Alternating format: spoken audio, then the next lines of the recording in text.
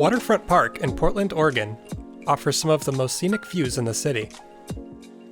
With over 36 acres of green space along the Willamette River, downtown just wouldn't be the same without it. But this park has a far more unique history than most people realize. This mile-long strip of land was once the site of the city's first freeway. Portland made history in the 1970s when it demolished the freeway and replaced it with this sprawling park. The road is all but forgotten today, but it played a critical role in the city's development for decades. So how did they manage to remove it? What exactly was Harbor Drive?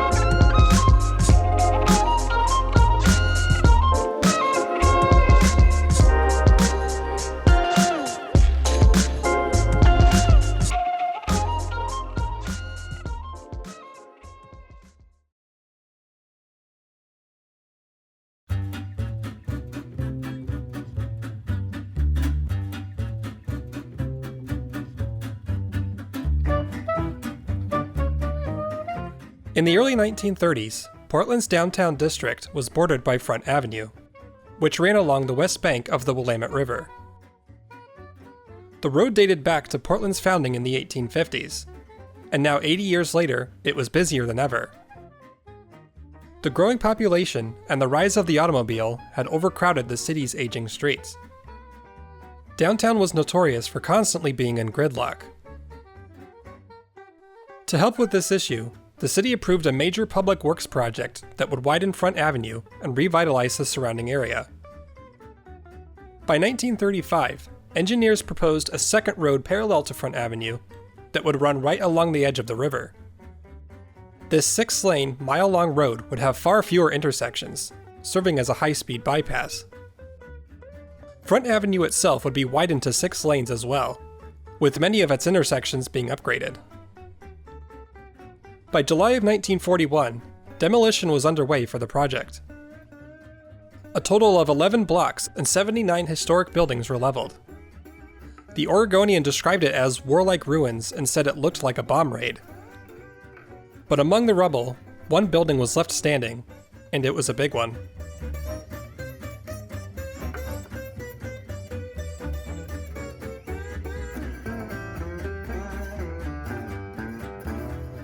In December of 1933, the Portland Public Market Building was introduced as the new home for local farmers markets. The massive building was 2.5 blocks long. It boasted 100 shops and 300 stalls, with a whopping 2 miles worth of sales counter space. All told, the market building was not only the biggest structure in the city, but also the largest public market in the United States. Unfortunately, hundreds of vendors refused to move to the building, and many customers preferred to shop at more convenient smaller markets. As a result, the building never quite lived up to its potential. As work along the waterfront continued into winter, it became clear that the new bypass road needed a name. Some construction contracts had been calling it Harbor Drive, so the city adopted this as the official name of the new road. Just 2 weeks later, on December 7, 1941, Japanese pilots unleashed a surprise attack on Pearl Harbor. Practically overnight, the United States had entered World War II.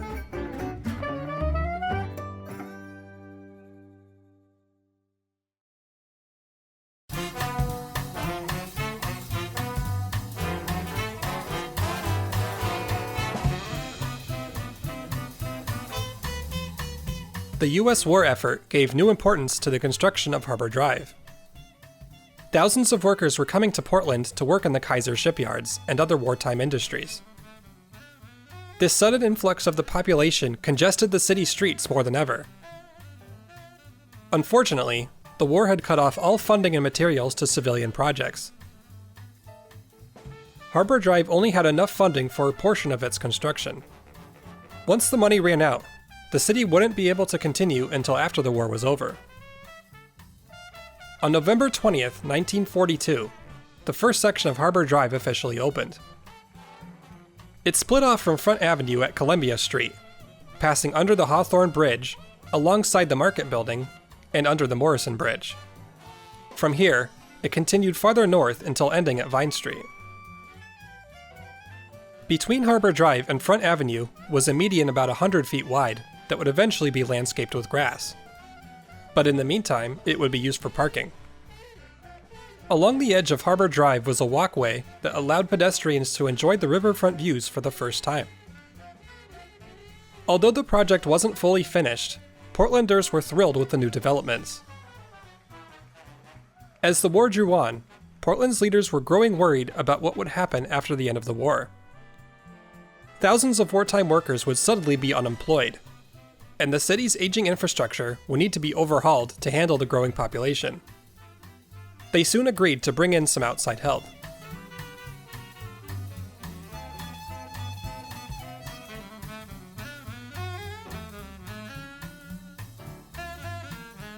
To guide the city's vision for the future, Portland's leaders hired Robert Moses, the Park Commissioner of New York City, to come make his recommendations. Moses brought his crew of consultants to Portland in the summer of 1943, and over the next 2 months, they studied the city inside and out. During his visit, Robert Moses lived up to his reputation of being short on public relations and long on rubbing people the wrong way. City Commissioner William Bowes said, "He wouldn't talk to anyone, and no one could reach him to find out what he was doing. He didn't ask anybody for instructions or advice. He simply went about it in his own way." Bowes was acting as interim mayor at the time, and he tried to get an update from Moses on how the study was coming along. In response, Moses told his secretary, "When I want to see the mayor, I'll send for him." In November, Moses and his team presented their findings in a report called Portland Improvement. This gave recommendations for how to modernize the city's infrastructure in the coming years. Among other things, Moses had a few comments about Harbor Drive. He agreed with the city's future plans to beautify the road as much as possible. He also suggested widening the sidewalks and planting lots of grass, trees, and flowers along the roadway. In the grand scheme of his plans, though, Harbor Drive wasn't much more than a footnote. He popularized the idea of building much larger highways around both sides of the Willamette River. These ideas were ambitious, but they portrayed an exciting future for the city. 2 years later, in September of 1945, World War II came to a close. The US had been involved in the war for about 3.5 years, and now Portland had some catching up to do.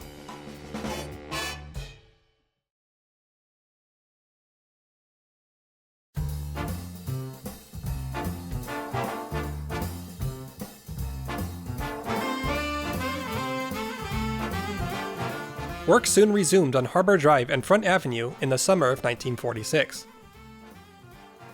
On the north end, the roads would receive a new connection with the steel bridge. On the south end, Harbor Drive would be extended, merging with Front Avenue near Arthur Street.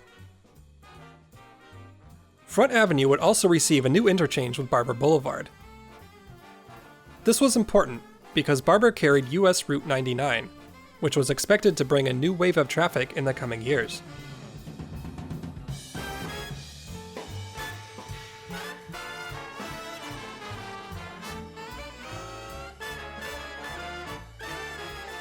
Route 99, which ran the entire length of the West Coast, was one of the primary roads that drivers would take through Oregon. For drivers coming to Portland from the south, 99 was split between two routes. 99 West came up through Tigard and onto Barber Boulevard. 99 East followed the east side of the river to Oregon City, and eventually up to southeast Portland. However, plans were underway to build a shortcut between these two routes, called the Wilsonville Cutoff. Previously, the only way to cross the river here was by the Boones Ferry, which had been operating for 100 years. The ferry was slow, and many drivers chose to just go around the long way. But the crux of the project was a new highway bridge being built across the Willamette River. When completed, the route into Portland would become 3.5 miles shorter. This is why finishing Front Avenue and Harbor Drive was so important. Within a few years, practically all northbound traffic into the city would be funneled straight onto Harbor Drive. But Harbor Drive wasn't expected to solve all of the traffic issues on its own. The streets of downtown were crowded with streetcars, commercial trucks, and parked vehicles. City engineer Fred Fowler proposed converting downtown to one-way streets, as this would alleviate many of these issues.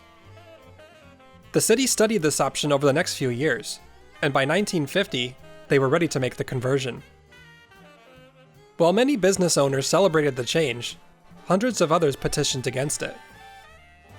In his report to the city council, Fred Fowler stated, "There are too many things in this town that are being put off which need doing. Let's back up our judgment and try this. If it doesn't work, then we'll try something else." Fortunately, the transition went without a hitch, and the benefits to downtown's traffic flow were immediately noticeable. Nearby, construction was underway for the north end completion of Harbor Drive. A new, complex interchange was being built at the steel bridge, providing connections to Harbor Drive, Front Avenue, Everett Street, and Gleason Street. The ramps were all designed to allow traffic to flow without stopping. In September of 1950, the steel bridge interchange was open to traffic. Harbor Drive had finally been built as originally intended before the war.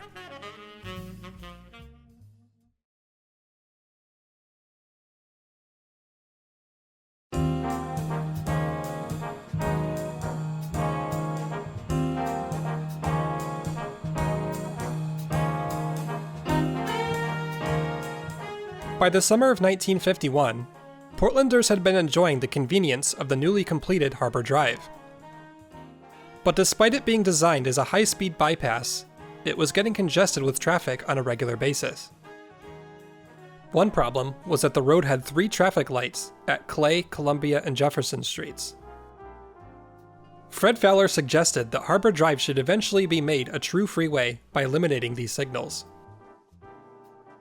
To allow for safe left turns into downtown, engineers planned to replace these intersections with 2 flyover ramps. The Clay Street ramp would overpass the southbound lanes, ending at the intersection of Front and Clay. For Columbia and Jefferson, a spiral ramp would cut over the river and overpass the entirety of Harbor Drive. Just up the road, the Market Building had been permanently closed after years of declining popularity and legal issues. After sitting abandoned for over 3 years, it was purchased by the Oregon Journal. They completely remodeled it with a newspaper production facility, editorial offices, and a newsroom. However, the building was another major source of traffic on Harbor Drive. Because it was so close to the river's edge, it forced the road to squeeze down to 4 lanes to fit alongside it. To solve this, engineers proposed converting this section to a double-decker viaduct, with 3 northbound lanes running on top and 3 southbound lanes running below. This idea would later be abandoned. But 200 miles north, Seattle was building a waterfront viaduct of its own, and it was much grander in scope.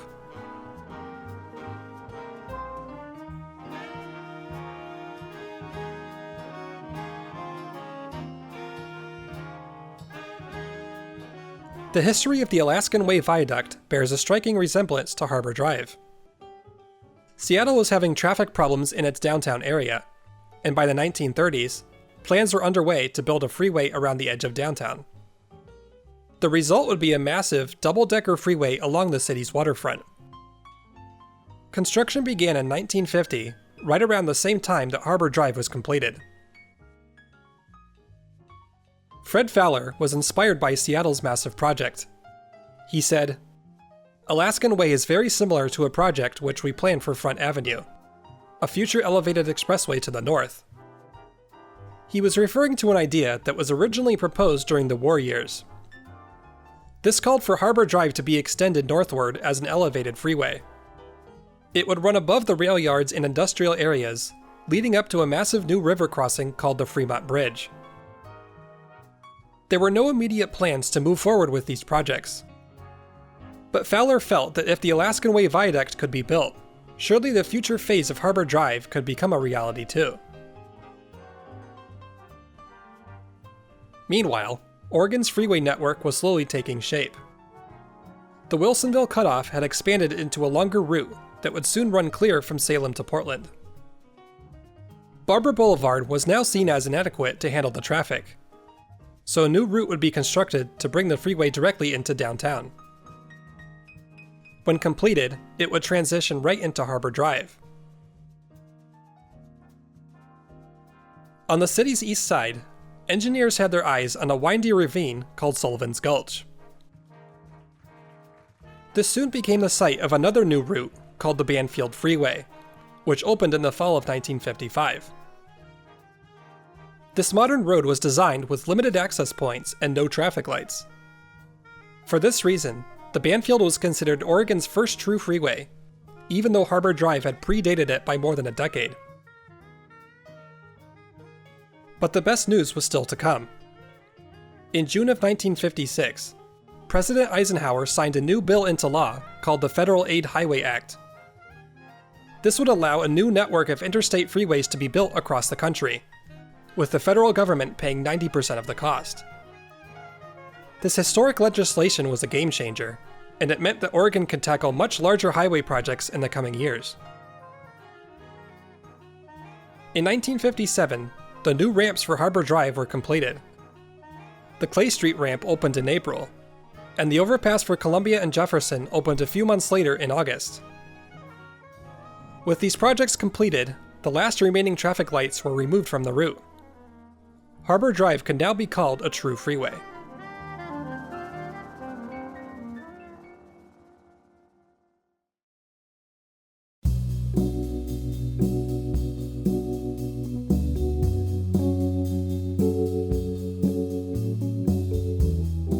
With federal funding now available, detailed plans were being laid out for the massive new freeway loop around both sides of the Willamette River. Near the south end of Harbor Drive would be a new river crossing called the Markham Bridge.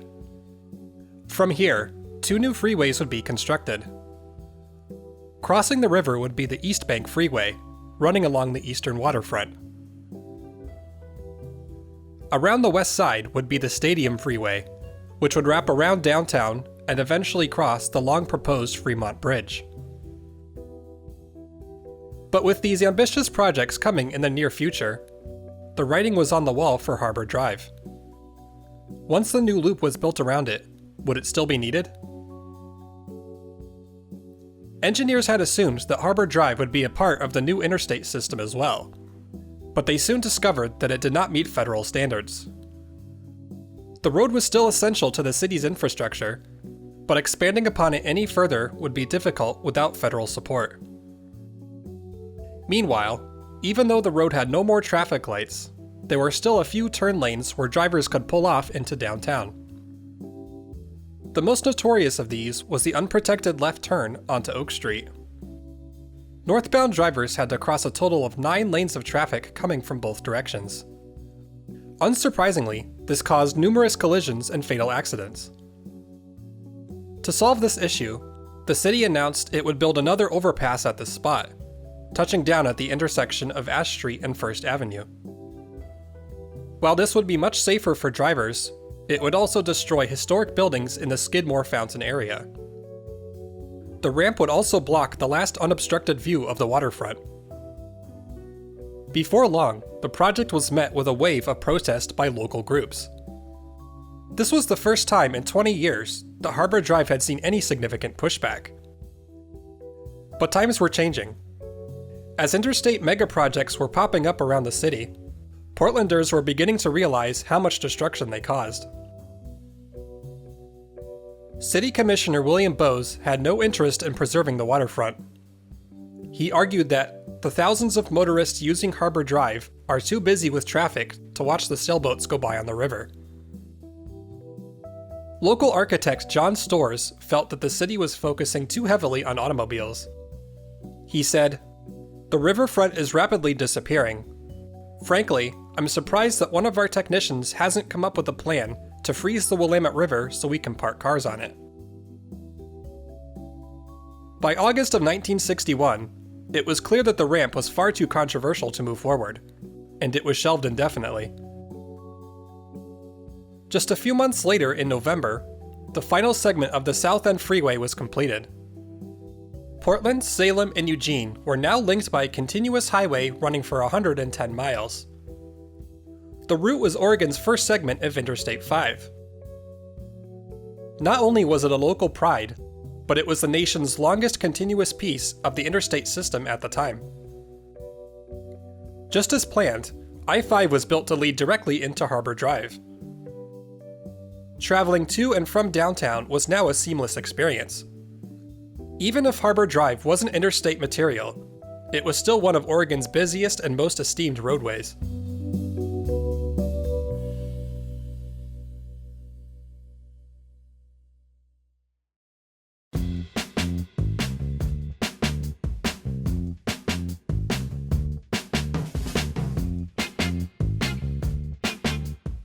A couple of months later, in early 1962, the city was finalizing its plans for the Stadium Freeway on the west side. But the route was seeing immense pushback from locals. Many thought the project was unnecessary, since Harbor Drive would already create a smaller loop with the next developments of I-5. But the Stadium Freeway had already secured millions of federal dollars, including funds to build the Fremont Bridge. Supporters didn't want to turn down what was essentially free money. Local real estate investor Harold Schnitzer was appalled by this. He said, "To say that we must have a $70 million freeway system cutting our city in half, so that we can also get a $5 million Fremont Bridge, is like buying Cracker Jacks to get the toy in the bottom."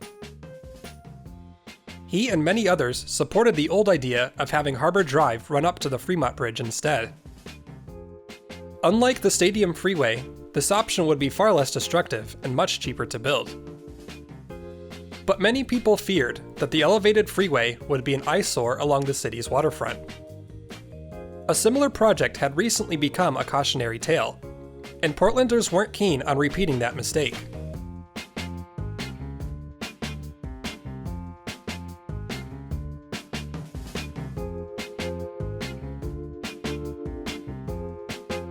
"500 miles to the south, San Francisco had seen its own explosion of freeway projects after World War II.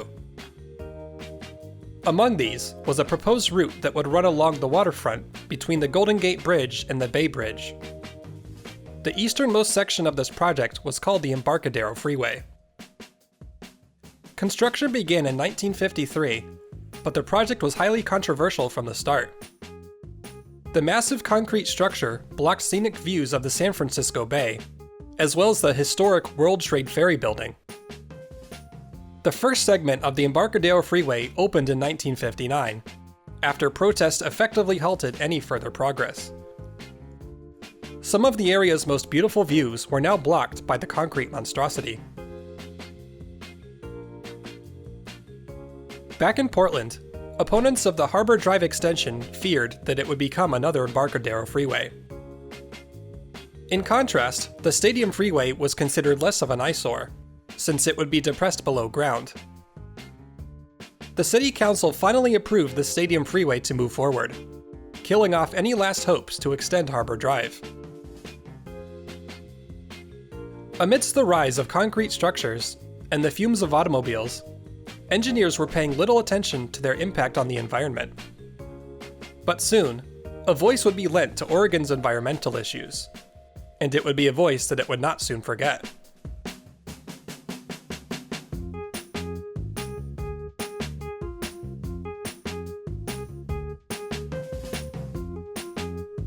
On November 21st, 1962, KGW aired a documentary called Pollution in Paradise.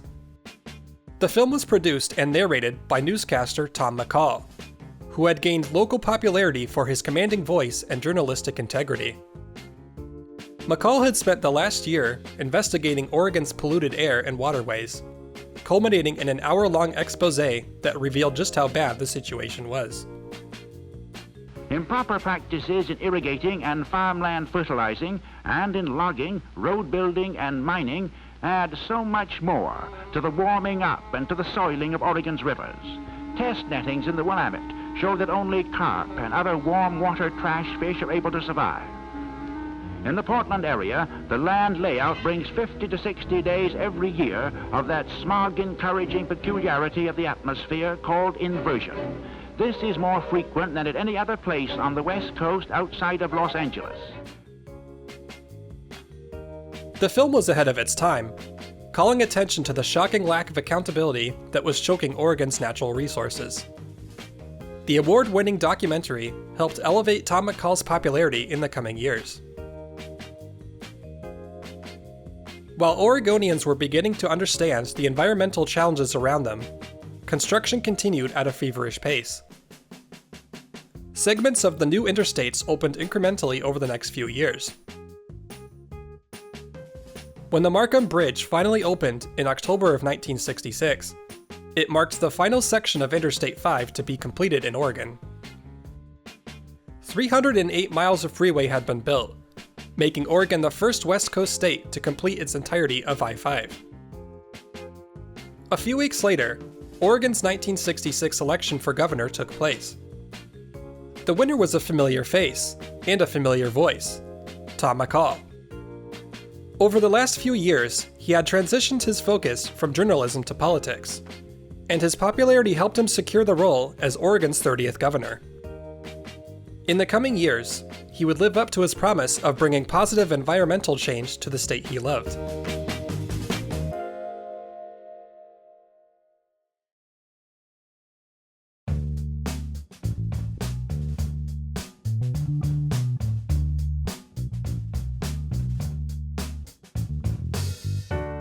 Tom McCall wasted no time in his efforts to preserve Oregon's beauty.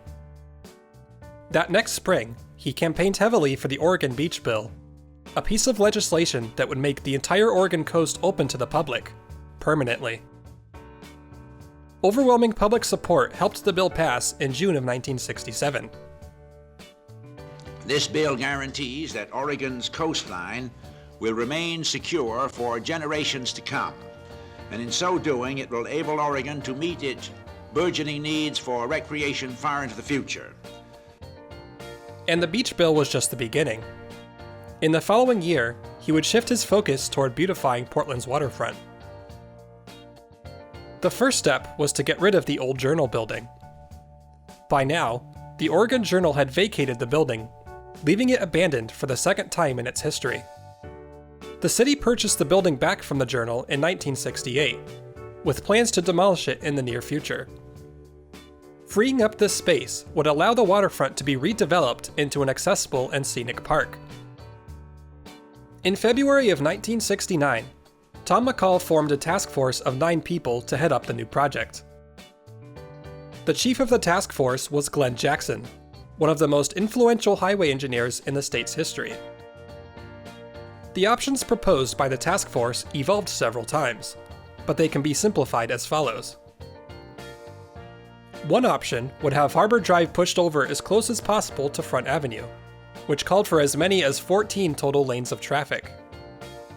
This would only leave a strip of land about 80 feet wide to build the park. Another option would tear up Front Avenue entirely and rebuild Harbor Drive in its place. The road would be depressed 14 feet below ground, with several pedestrian bridges crossing over it to access the new park. A third option would push Harbor Drive completely underground in a 3,000-foot-long tunnel. The new park would be developed on top of it, allowing it to be over 230 feet wide. The fourth option was the simplest, and perhaps the most radical.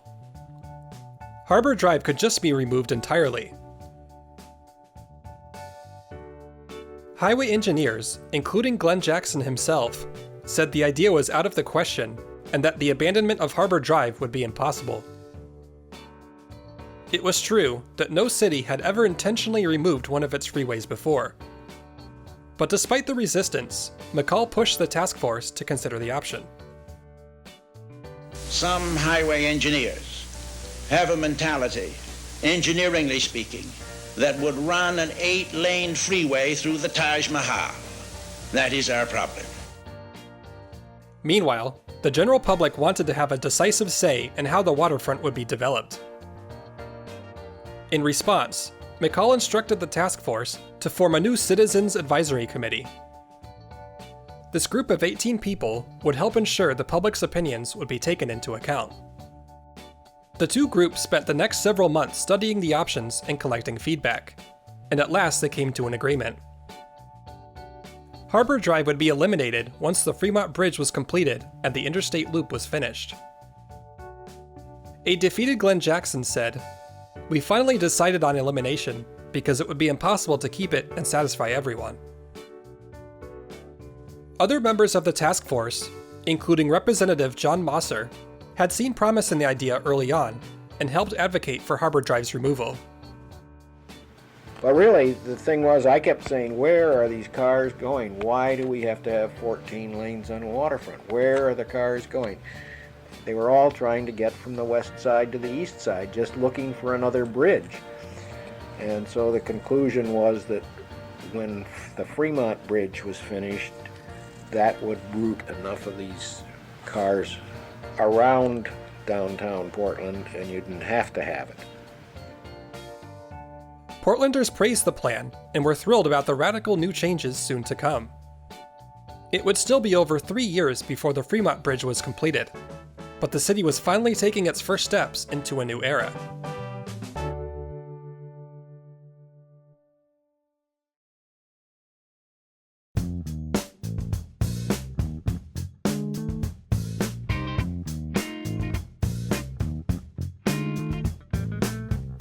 November 11th, 1973, was designated as a People's Day, where pedestrians were invited to explore the Fremont Bridge before it opened. Thousands braved the rainy and windy weather for a unique chance to walk across the new bridge. Some rushed to claim the title as the first to cross it on skates, tricycles, and even unicycles. A few days later, on November 15th, the Fremont Bridge was officially opened. The Oregonian described the event, accurately, as the death knell of Harbor Drive. Indeed, after serving the city for 31 years, Harbor Drive was permanently closed on May 24, 1974. Highway engineers were convinced that the closure would cause a traffic Armageddon around the city. But this never materialized. The new freeway loop absorbed most of the traffic without a problem, and some downtown commuters switched to public transit instead. Portland's brave experiment had paid off. Harbor Drive was demolished later that fall. The first phase of redevelopment would be to beautify Front Avenue by making it a tree-lined boulevard. Landscaping for the park itself would begin in the summer of 1977. Plans included a new plaza to house the Portland Saturday Market, and an extension of the Skidmore Fountain Arcade out to the harbor wall. Some other concepts for the park never became a reality. For example, early plans called for a shallow lagoon on the former site of the Journal building. But people wanted as much green space as possible, so the idea was eventually dropped. Finally, on July 23, 1978, the 36.5-acre waterfront park was dedicated. For the first time in Portland's history, the waterfront was officially given back to its people.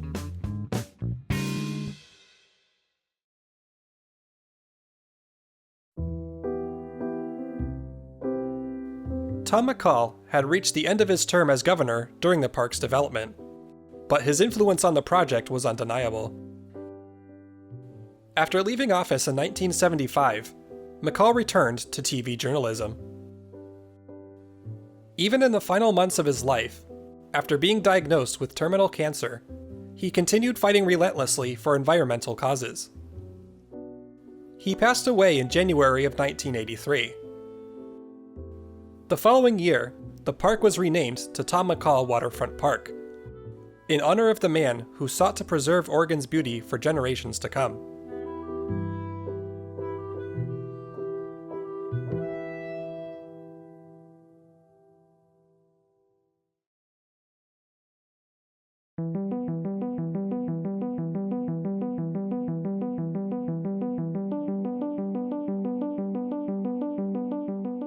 With Harbor Drive now a faint echo of the city's past, there aren't many remnants of it today. But as you take a tour along the waterfront, there are a few details worth mentioning. The interchange with the steel bridge was completely overhauled with Harbor Drive's removal. The only remaining piece of the original version is the ramp from Everett Street that leads onto the bridge. This actually has a well-hidden ramp stub that used to connect to Front Avenue as well. During reconstruction, this ramp was chopped off and left abandoned. Near Oak and Pine Streets is the mast of the historic battleship Oregon. This memorial was originally at the intersection of Clay Street and Harbor Drive. But when the two new overpass ramps were built in this spot, the memorial was moved to the median between Harbor Drive and Front Avenue. It still stands in the same location today. Near Salmon Street is the historic Visitors Information Center. This opened in 1948 right next to the Market Building, and for several years it served as a visitor center between Harbor Drive and Front Avenue. Today it serves as the headquarters of the Portland Rose Festival. On the Hawthorne Bridge, you can take a walkway that leads you down into the park.